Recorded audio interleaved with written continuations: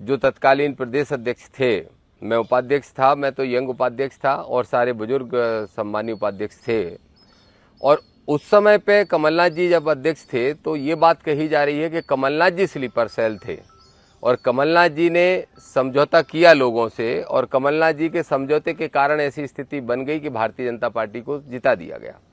जहाँ तक मेरी जानकारी है और जहाँ तक मेरा अनुभव है, Kamal Nath ji he is a gentleman, he is a nice person. वो भले आदमी हैं, वो अच्छे इंसान हैं, इसलिए आप कह सकते हो कि उन पर सामंतवादियों ने, कांग्रेस के अंदर जो सामंतवादी हावी है, उनने दबाव बना के बहुत सारे गलत निर्णय कर दिए, करा नहीं दिए, खुद कर दिए। और जो प्रभारी और सब दिल्ली की राजनीति से आते हैं वो भी ऐसे आते हैं कि जो सामंतवादियों के हिसाब से चलते हैं। और मैंने कमलनाथ जी को हेल्पलेस देखा है।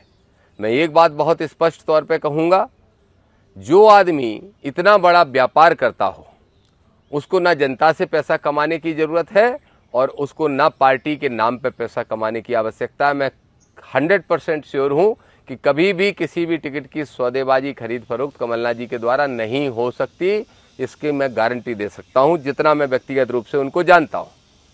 इसके साथ साथ एक चीज़ और कहूँगा, अगर आप देखेंगे 2003 के पहले कांग्रेस की ही सरकार रही मध्य प्रदेश में 10 साल आदरणीय दिग्विजय सिंह जी के नेतृत्व में। लेकिन जब 2003 में चुनाव हो रहा था, उमा भारती जी बीजेपी से आई, तो दिग्विजय सिंह जी का ही नेतृत्व था और सीटें कितनी आई? 230 में से मात्र 38 सीटें, ओनली 38। उसके बाद फिर 2008 का चुनाव आया, जब नेतृत्व सुरेश पचौरी जी का था, तो फिर 230 में से कितनी सीटें आई? 71, 71। 10 साल हो गए कांग्रेस को वनवास में। उसके बाद फिर चुनाव आता है 2018 का, 2013 का, और 2013 में कांतिलाल भूरिया जी के नेतृत्व में वो अध्यक्ष थे, तब चुनाव लड़ा गया, तो मेरे ख्याल से 58 सीटें आई। ये 15 साल तक लगातार वनवास जब भोग लिया कांग्रेस ने, और जब कांग्रेस की मजबूरी थी तब तो कमलनाथ जी को लाया गया, नहीं तो कमलनाथ जी तो बहुत अच्छी राजनीति राष्ट्रीय स्तर की करते थे, उन्हें आने की आवश्यकता क्या थी। और जब कमलनाथ आए तो कमलनाथ जी के आने के बाद पूरे मध्य प्रदेश के कार्यकर्ताओं में जोश भी आया, एक उम्मीद जगी, जो नाउम्मीद होकर बैठे थे।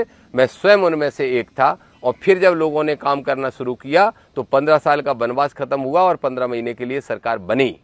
अब 15 महीने के लिए ही क्यों बनी, उसमें मैं मानता हूं कमलनाथ जी का दोष सिर्फ इतना है कि वो भले आदमी हैं, सीधे आदमी हैं, भोले आदमी हैं। क्या बुराई थी उनकी ज्योतिरादित्य सिंधिया जी से? और कहाँ सिंधिया जी ऊर्जावान नेता नहीं थे? निश्चित रूप से थे, मध्य प्रदेश के अंदर काम कर रहे थे, ग्वालियर चंबल में अच्छा परिणाम भी दिया था। उनकी कमलनाथ जी से तो कोई बुराई नहीं थी, कमलनाथ जी भी उनसे कोई बुराई नहीं मानते थे। किसकी बुराई थी? किसने कमलनाथ जी के उनके बीच में दूरियां बनाई? क्यों कमलनाथ जी को ये कहना पड़ा कि उतर जाएं सिंधिया जी सड़क पे, और सिंधिया जी उस सड़क पे उतरने की धमकी दे रहे थे? ये किसके शब्द थे? एक ही सामंतवादी व्यक्ति के शब्द थे, जो टिकटों को भी सौदेबाजी करता है, जो टिकटों में समझौते करता है, और वही व्यक्ति सिर्फ अपने खुद को स्थापित करने के लिए, अपनी पीढ़ियों को स्थापित करने के लिए कांग्रेस का बंटाढार करने का काम कर रहा है। इसलिए स्पष्ट तौर पर कहना चाहता हूं, मैं अपने किसी शब्द से मुकरने को तैयार नहीं, जो मैंने कहा उस पर कायम हूं। लेकिन ये बात क्लियरिफाई करना जरूरी था कि कमलनाथ जी का कोई अपराध ना था, ना अभी भी है। अब बात आती है 2023 में क्यों हार गए।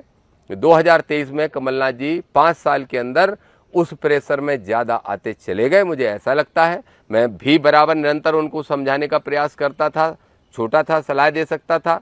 बहुत सारे उनके कोर टीम के, उनके शुभचिंतक, मैं नाम नहीं लेना चाहता, मेरे ख्याल से उचित नहीं होगा, पर वो सब जानते हैं, सुनेंगे, सब समझ जाएंगे। सभी समझाने की कोशिश करते थे कि किसी एक दो व्यक्तियों की बातें बहुत ज़्यादा मानने की आवश्यकता नहीं है। और मैं सच कहूँ तो स्लीपर सेल तो हैं कांग्रेस के अंदर, स्लीपर सेल है मध्य प्रदेश कांग्रेस में, पर वो कमलनाथ जी नहीं है। अब कौन कौन है आप जानते हो और मैं जानता हूँ, और अगर आवश्यकता आएगी तो मैं बता भी दूंगा कि कौन कौन है और क्यों है। तार्किक बात करूंगा कि क्यों हैं, कौन है, कैसे हैं, ये सब सिद्ध करने का काम करूंगा।